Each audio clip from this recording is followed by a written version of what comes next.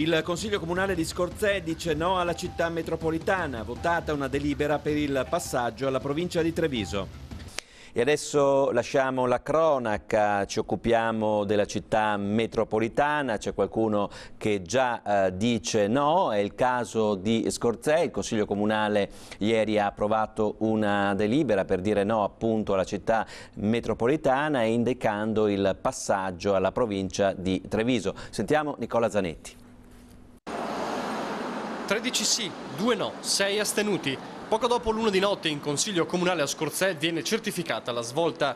Valigie pronte per traslocare a Treviso.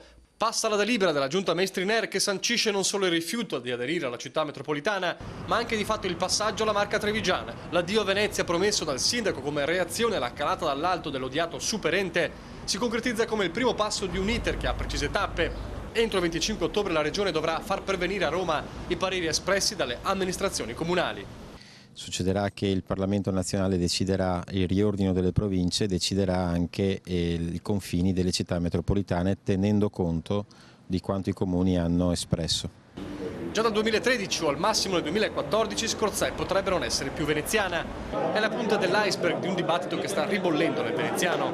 Altro comune in fuga, ma stavolta verso Padova, dovrebbe essere la Vigonovo del sindaco leghista Damiano Zecchinato.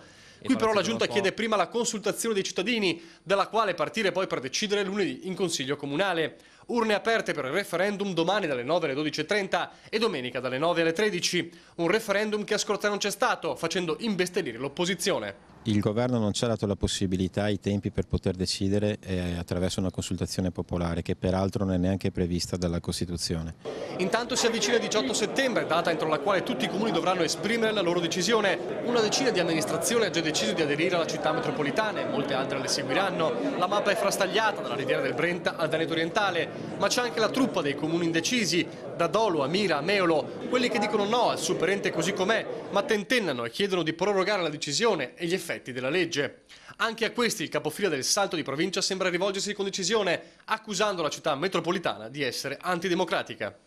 Questa è una struttura che non è eletta dai cittadini e si troverà a decidere cose importantissime anche per il comune di Scorzè se rimanessimo dentro, e cioè il piano regolatore, le reti infrastrutturali, la viabilità, la mobilità. Stanno espropriando le amministrazioni comunali, che sono le amministrazioni più vicine ai cittadini, di importantissime competenze, e questo è sbagliato.